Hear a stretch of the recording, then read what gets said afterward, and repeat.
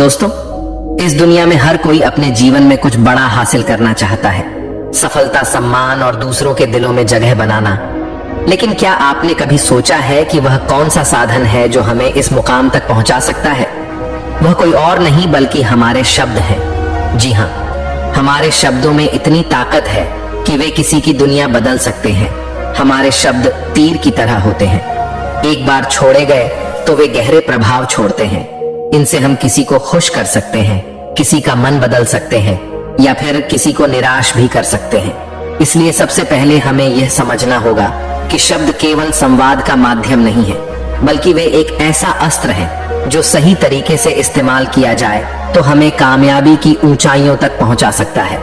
दोस्तों, इस दुनिया में सबसे ताकतवर हथियार कोई तलवार या बंदूक नहीं है, बल्कि हमारे अपने शब्द हैं। शब्दों में वह शक्ति है जो इस दुनिया को हिला सकती है, लोगों के दिलों को जीत सकती है और जिंदगी को पूरी तरह बदल सकती है। आपने देखा होगा, कई बार एक इंसान जिसकी शक्ल सूरत उतनी आकर्षक नहीं होती, फिर भी वह लोगों का दिल जीत लेता है। वह इज्जत, शोहरत और दौलत हासिल करता है। क्यों? क्योंकि वह जानता है कि कैसे सही तरीके से शब्दों का इस्तेमाल करना है। सोचिए, क्या आपने कभी ऐसे इंसान को देखा है जो देखने में साधारण हो लेकिन लोग उसके दीवाने हो? क्या ऐसा व्यक्ति आपके जीवन में कभी आया है जिसने अपने बोलने के तरीके से आपको प्रभावित किया हो? ऐसे लोग जीवन में नाम, शोहरत, इज्जत और दौलत कमाते हैं सिर्फ अपनी बातों से। आपने देखा होगा, कई लोग पढ़ाई लिखाई में तो कमजोर होते हैं लेकिन अपनी बातों से ही कामयाबी की सीढ़ियां चढ़ते जाते हैं। ऐसा इसलिए क्योंकि वे जानते हैं कि सही समय पर सही तरीके से सही शब्दों का इस्तेमाल कैसे करना है। याद रखिए, बोलने की कला सीखने के लिए आपको किसी विशेष शिक्षा की जरूरत नहीं, बस आपको अपने अंदर के आत्मविश्वास को जगाना है, अपनी भावनाओं को शब्दों के माध्यम से सही तरीके से व्यक्त करना है। जब आप इस कला में माहिर हो जाते हैं तो फिर कोई भी मंजिल आपके लिए दूर नहीं रह जाती। शब्दों का जादू इतना शक्तिशाली होता है कि वह रोते हुए को हंसा सकता है और हंसते हुए को रुला सकता है। ये वही जादू है जिससे नेता पूरे देश पर राज करते हैं, कलाकार पूरी दुनिया का दिल जीतते हैं और व्यापारी अपने व्यापार को शिखर पर ले जाते हैं। ये वही जादू है जो हमें हमारे जीवन के हर क्षेत्र में कामयाब बना सकता है। तो चलिए जानते हैं इस कहानी के माध्यम से कि हम बातों से दुनिया कैसे जीत सकते हैं, कैसे हम किसी से अपना काम करवा सकते हैं, कैसे हम किसी को अपना दीवाना बना सकते हैं। लेकिन इससे पहले कि आप कहानी में खो जाएं, वीडियो को लाइक और चैनल को सब्सक्राइब जरूर करें। एक समय की बात है, हिमालय की घाटी में एक बहुत ही महान बौद्ध भिक्षु रहते थे। उनकी ख्याति दूर दूर तक फैली हुई थी। एक दिन एक व्यक्ति उनके पास आया और वह व्यक्ति उस बौद्ध भिक्षु से कहता है कि हे गुरुवर, सब यही कहते हैं कि चालाकी से बात करो, चालाक बनो, अन्यथा तुम हमेशा पीछे रह जाओगे। हे गुरुवर, आप ही बताएं कि चालाक कैसे बना जाता है? क्या आप हमें चालाक बनने के बारे में कुछ बता सकते हैं? बौद्ध भिक्षु ने उस व्यक्ति की सारी बातें बड़े ही ध्यान से सुनी और उसके बाद मुस्कुराते हुए वह उस व्यक्ति से कहते हैं, तुम मेरी बात बड़े ध्यान से सुनना। जो मैं तुम्हें बताने वाला हूँ वह बहुत ही महत्वपूर्ण है, इसीलिए इसके एक एक शब्दों को बहुत ही ध्यान से सुनना और इसे समझने का भी प्रयास करना। इस दुनिया में यदि कोई सबसे ताकतवर हथियार है तो वह है हमारे शब्द। फिर चाहे वह शब्द लिखे गए हों या फिर बोले गए हों, यह शब्द एक ऐसा हथियार है जिसका यदि सही समय पर, सही व्यक्ति पर और सही तरीके से इस्तेमाल किया जाए तो आप अपनी पूरी जिंदगी बदल सकते हैं।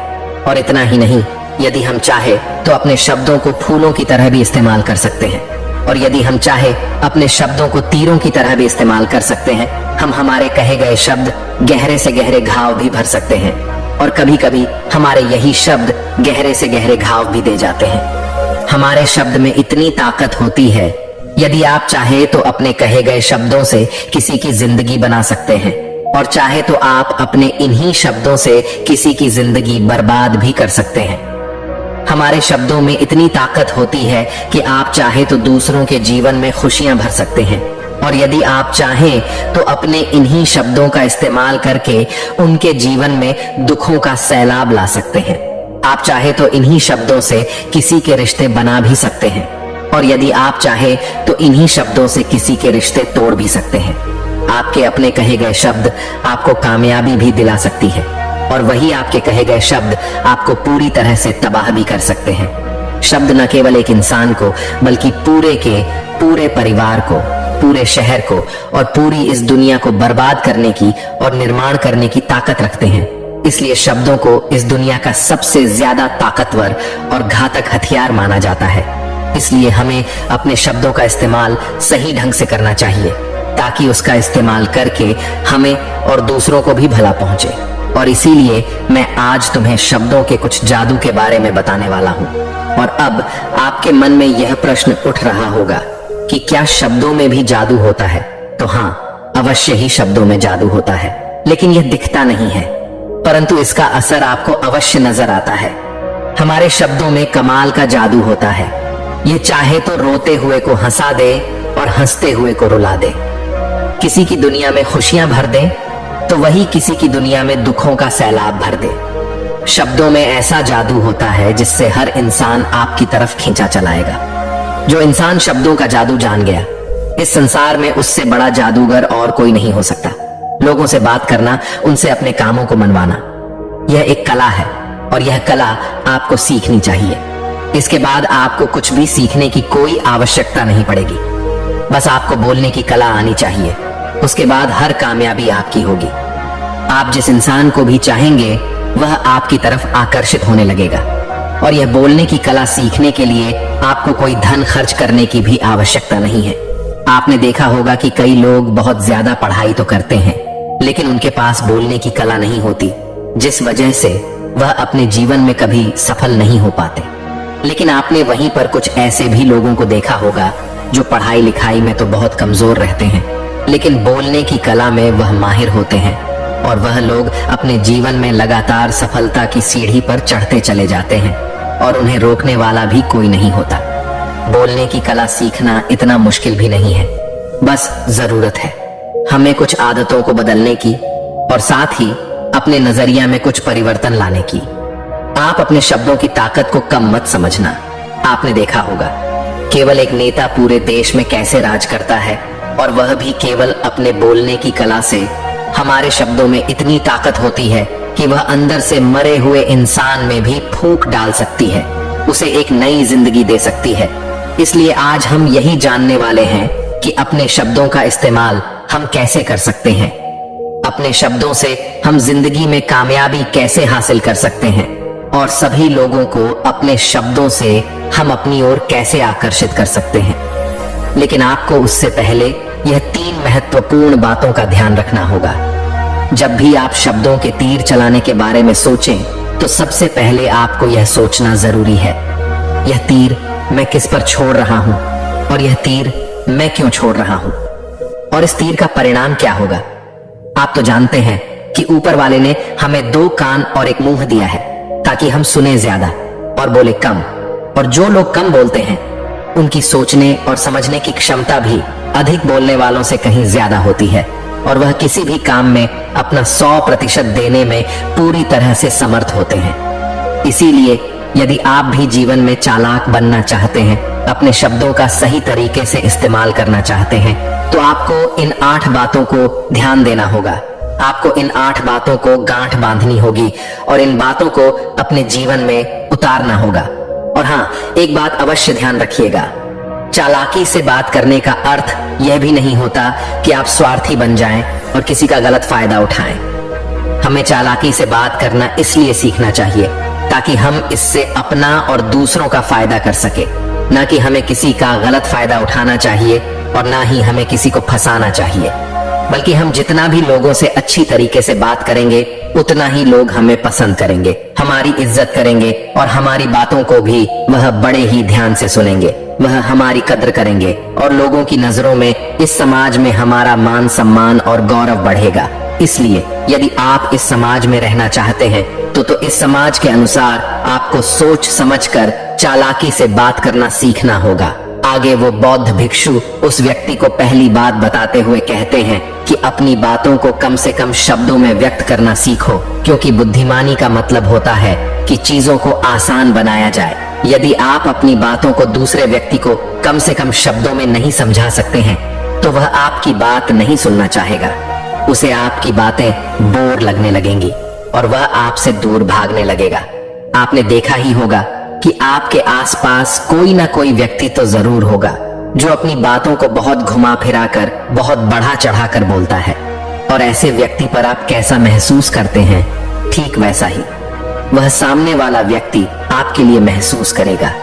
क्योंकि आजकल अक्सर लोग बातों को इधर उधर घुमाकर ही कहते हैं। उन्हें सीधी बात करना अच्छा ही नहीं लगता, लेकिन वह यह भूल जाते हैं कि वह अपनी बातों को और भी ज्यादा मुश्किल कर रहे हैं, जिससे उनकी बातों में कोई भी दिलचस्पी नहीं लेता। इसीलिए आपको इस बात का ध्यान जरूर रखना चाहिए कि अपनी बातों को कम से कम शब्दों में लोगों तक पहुंचाएं, और यही बुद्धिमानी है। क्योंकि आजकल के दौर में हर किसी के पास इतना समय नहीं है कि वह आपकी लंबी चौड़ी बातें सुन सके। सभी के पास अपने अपने काम हैं, सभी अपने अपने कामों में व्यस्त हैं, अपने जीवन में व्यस्त हैं, और आप खुद ही अपना समय क्यों बर्बाद कर रहे हो? जब आप किसी भी बात को केवल 1 मिनट में कह सकते हो तो आप उसके लिए आधा घंटा क्यों लगा रहे हो? जितना ज्यादा आप कहेंगे उतने ही सस्ते आप महसूस होंगे, और जितना ही कम शब्दों में आप अपनी बातों को लोगों तक पहुंचाएंगे तो लोग उतना ही ध्यानपूर्वक आपको सुनना और समझना पसंद करेंगे। आगे वह बौद्ध भिक्षु उस व्यक्ति को दूसरी बात बताते हुए कहते हैं कि दूसरों का दिल जीतना सीखो। आप जब भी लोगों के साथ होते हो तो उन्हें अपने साथ अच्छा महसूस करवाओ। अगर आपको किसी से अपना काम निकलवाना है तो उसकी थोड़ी सी बड़ाई करो, क्योंकि आजकल हर कोई अपनी बड़ाई सुनना चाहता है। इससे आपका कुछ नहीं बिगड़ेगा, क्योंकि वह अपनी बड़ाई खुद सुनना चाहता है। लेकिन हाँ, बड़ाई करते समय इस बात का भी ध्यान रखना चाहिए कि सामने वाले को ऐसा ना लगे कि आप सचमुच में ही उसकी बड़ाई कर रहे हैं, उसका मजाक बना रहे हैं। जैसे मान लो कोई व्यक्ति काला है और आप उसे कह दो कि तुम बहुत सुंदर दिख रहे हो, तो वह आपकी बात समझ जाएगा, और हो सकता है कि वह आपसे गुस्सा भी हो जाए। बल्कि आप उससे कुछ इस तरीके से बात करें कि अरे दोस्त, आज तो तुम बहुत अच्छे लग रहे हो। पहले कही गई बात उसे बिल्कुल पसंद नहीं आएगी, लेकिन जब आप उसे कहेंगे कि आप आज बहुत अच्छे लग रहे हो तो वह तुम्हारी बात अवश्य सुनेगा, और उसे यह सुनकर बहुत अच्छा भी लगेगा। इसीलिए पहले उन्हें वह दीजिए जो उन्हें चाहिए, और फिर वह अपने आप ही आपको जो चाहिए वह देने को तैयार हो जाएंगे। फिर बौद्ध भिक्षु तीसरी बात बताते हुए कहते हैं कि जो भी बोलो विश्वास के साथ बोलो। अपनी बात रखने में कभी शर्माओ मत। अपनी बात को पूरे आत्मविश्वास के साथ रखो। आपने देखा होगा कि हम में से कई लोग अपनी बात रखने में शर्माते हैं। फिर भले ही वह उस विषय के बारे में अधिक जानकारी रखता हो, लेकिन वह लोगों से उस विषय के बारे में बात करने में शर्माता है, जिस वजह से लोग उसकी बातों पर विश्वास नहीं करते। उन्हें लगता है कि इसे इसके बारे में बिल्कुल नहीं पता, और वह लोग आपकी बातों में दिलचस्पी नहीं दिखाते, और वह लोग आपको आपकी बातों को झूठ भी समझने लगते हैं। इसलिए आप किससे क्या कह रहे हैं और क्यों कह रहे हैं, यह बात समझना भी बहुत जरूरी है। और यदि आप किसी के बारे में जानते हैं और पूरे आत्मविश्वास के साथ उस बात को रखते हैं, तो सामने वाले व्यक्ति पर आपकी बातों का प्रभाव जरूर पड़ेगा, क्योंकि आत्मविश्वास में ही वह शक्ति है जिससे लोग आपकी बातों पर विश्वास करते हैं, आपकी बातों से ही प्रभावित होते हैं। किंतु यदि आप अपनी बात रखने में शर्माते हैं तो आप कभी भी अपना प्रभाव दूसरे व्यक्ति पर नहीं छोड़ सकते। इसीलिए जब भी आप किसी से बात कर तो अपनी बातों को आत्मविश्वास के साथ रखें। आगे वह बौद्ध भिक्षु व्यक्ति को चौथी बात बताते हुए कहते हैं कि अपने शब्दों और अपने वाक्यों में भावनाओं को ढालने की कोशिश करें, क्योंकि जब तक आपके शब्दों में, आपके वाक्यों में भावनाएं नहीं होंगी तो वह लोगों के दिल तक कैसे पहुंच पाएंगी। और जब आपके शब्दों में, आपके वाक्यों में भावनाएं जुड़ी होती हैं तो वह आसानी से लोगों के दिल तक पहुंच जाती है। इसीलिए आपको अपनी आवाज को उसी माहौल के हिसाब से रखनी चाहिए। यदि आपको लगता है कि किसी वाक्य पर, किसी ऐसी स्थिति पर आपको दुखी होना चाहिए, तो आपकी आवाज में वह नमी होनी चाहिए। और यदि आपको लगता है कि सामने वाला व्यक्ति खुश है और वह खुशी खुशी आपकी बात सुन सकता है, तो आप उससे खुशी खुशी भी बात कर सकते हैं। और दूसरी तरफ यदि आपको लगता है कि कोई व्यक्ति दुखी है और उसके मन को शांत होना चाहिए, तो आपको भी उसके मन को शांत करने वाली वाणी मतलब अपने शब्दों, अपने वाक्यों का इस्तेमाल करना चाहिए। अपनी आवाज में नमी रखनी चाहिए, जिससे आपके मन की बात, आपकी भावनाएं उसके दिल तक पहुंच सके और वह आपकी बात सुनने में दिलचस्पी दिखाए। क्योंकि जब आप किसी का दर्द बांटते हैं तो सामने वाले व्यक्ति को बहुत अच्छा लगता है और ऐसे समय पर आपकी भावनाएं, आपके शब्द और आपके वाक्य ही अधिक महत्व रखते हैं। शब्द वाक्य सब एक ही होते हैं, बस इन्हें बोलने का तरीका अलग अलग होता है। कि जैसे आप अपने पार्टनर से प्रेम से कहते हैं कि मैं तुम्हें कभी नहीं छोड़ूंगा, और वहीं पर अगर आप गुस्से से यही बात कहते हैं मैं तुम्हें नहीं छोड़ूंगा, तो इन दोनों बातों का मतलब तो एक ही है, लेकिन कहने का तरीका बदल गया है। शब्द तो हर किसी के पास होते हैं, लेकिन सही तरीके से शब्दों का इस्तेमाल करना यही बुद्धिमानी होती है। जो अपने शब्दों में, अपने वाक्यों में भावनाओं को जोड़ पाता है, वही लोगों के दिल में राज कर पाता है। आगे वह बौद्ध भिक्षु उस व्यक्ति को 5वीं बात बताते हुए कहते हैं कि जब भी तुम किसी व्यक्ति से बात करते हो तो उसकी आंखों में आंखें डालकर बात करो, क्योंकि यदि आप बात करते समय लोगों से नजरें चुराएंगे, सामने वाले व्यक्ति से छुप छुप कर बातें करेंगे, तो उसे ऐसा महसूस होगा जैसा कि आप उससे कुछ छुपा रहे हैं, आप उससे झूठ बोल रहे हैं। इसीलिए वह आपकी बातों में दिलचस्पी नहीं दिखाएगा और ना ही वह आपकी बातों पर विश्वास करेगा। और वहीं पर दूसरी तरफ यदि आप पूरे आत्मविश्वास के साथ किसी दूसरे व्यक्ति की आंखों में आंखें डालकर यदि आप उससे झूठ भी कह देंगे, तो भी वह आपकी बातों पर विश्वास कर लेगा और वह आपकी बातों में दिलचस्पी भी दिखाएगा। इसीलिए बात करो राजा की तरह और काम करो गुलाम की तरह नहीं। आगे वह बौद्ध भिक्षु उस व्यक्ति को 6ठी बात बताते हुए कहते हैं, कम बोलो और काम का बोलो, अर्थात अपने बोलने के तरीके सुधार ले। ना तो बहुत धीरे बोलो और ना ही बहुत तेज। अपने शब्दों का उच्चारण सही और स्पष्ट तरीके से करें। अगर आप बहुत जल्दी जल्दी बोलेंगे तो लोग कुछ भी समझ नहीं पाएंगे, और अगर आप बहुत धीरे धीरे बोलेंगे तब भी लोग आपसे बोर हो जाएंगे और वह आपकी बातों में थोड़ी भी दिलचस्पी नहीं दिखाएंगे।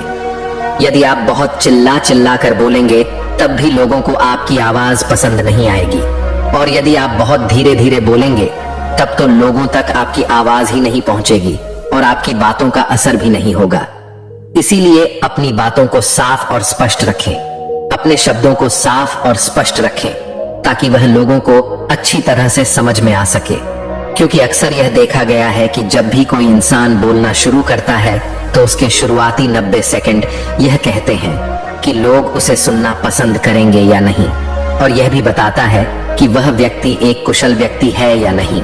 और यदि आप 90 सेकंड तक लोगों को अपनी बातों में रोक सकते हैं, और यदि लोग आपकी बातों में 90 सेकंड तक रुचि लेते हैं, तो इसका अर्थ यही है कि वह लोग आपकी बातों को सुनना चाहते हैं, आपकी बातों को समझ रहे हैं, और वह लोग आपसे जुड़ना भी चाहते हैं।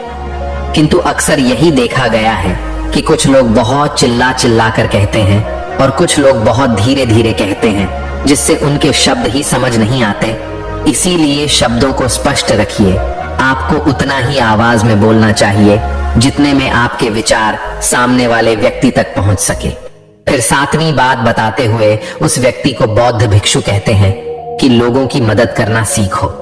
जब भी आप किसी की मदद निस्वार्थ भाव से करते हैं तो सामने वाला व्यक्ति भी आपकी मदद करने के लिए अवश्य ही तत्पर रहेगा।